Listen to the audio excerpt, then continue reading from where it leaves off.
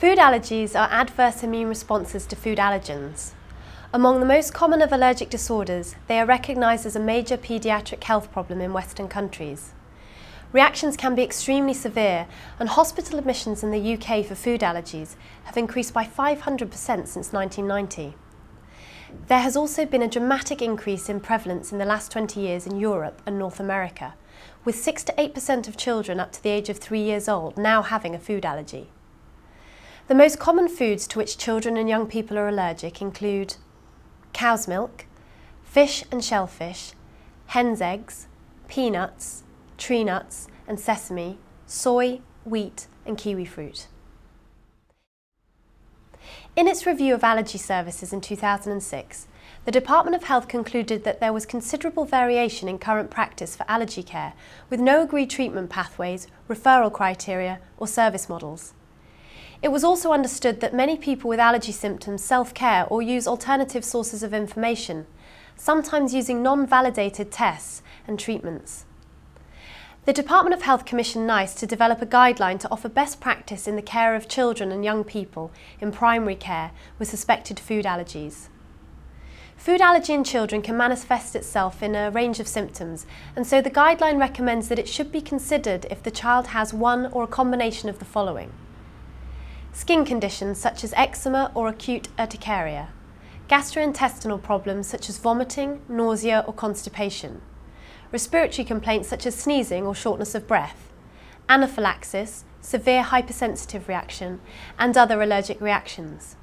Food allergy should also be considered in children who do not adequately respond for treatment for atopic eczema, gastroesophageal reflux disease, where stomach contents flow out of the stomach and into the esophagus, and chronic constipation.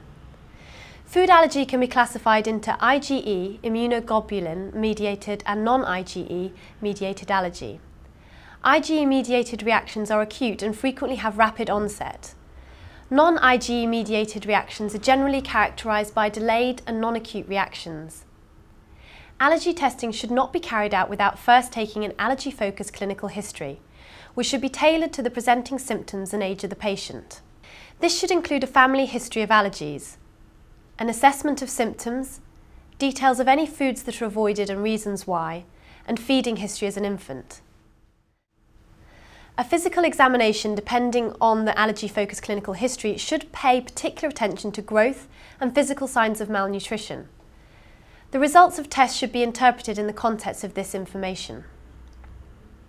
Based on the results of the allergy-focused clinical history, if IgE-mediated allergy is suspected, the child or young person should be offered a skin prick test and/or blood tests for specific IgE antibodies to the suspected foods and likely coallergens. Tests should only be undertaken by healthcare professionals with appropriate competencies to select, perform and interpret them. Skin prick tests should only be undertaken where there are facilities to deal with an anaphylactic reaction.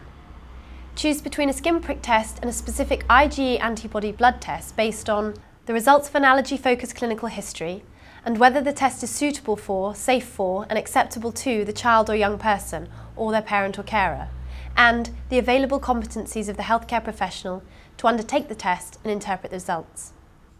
Atopy patch testing or oral food challenges should not be used to diagnose IgE-mediated food allergy in primary care or community settings. Based on the results of the allergy-focused clinical history, if a non-IgE-mediated food allergy is suspected, a trial elimination of the suspected allergen, normally for between 2 to 6 weeks, is recommended. Advice should be sought from a dietitian with appropriate competencies about nutritional adequacies, timings of elimination, and reintroduction and follow-up. The NICE guideline considered the effectiveness of some of the alternative types of allergy testing frequently available on the high street or via the internet. These include Vega testing, kinesiology and hair analysis. There is currently no evidence showing that these tests are of use in diagnosing food allergy, and the recommendation is that they should not be used. In addition, the guideline recommended that serum-specific IgG testing should not be used for the assessment and diagnosis of food allergy. For NICE's full recommendation on treating food allergies in children, please click the icon to the right of this video.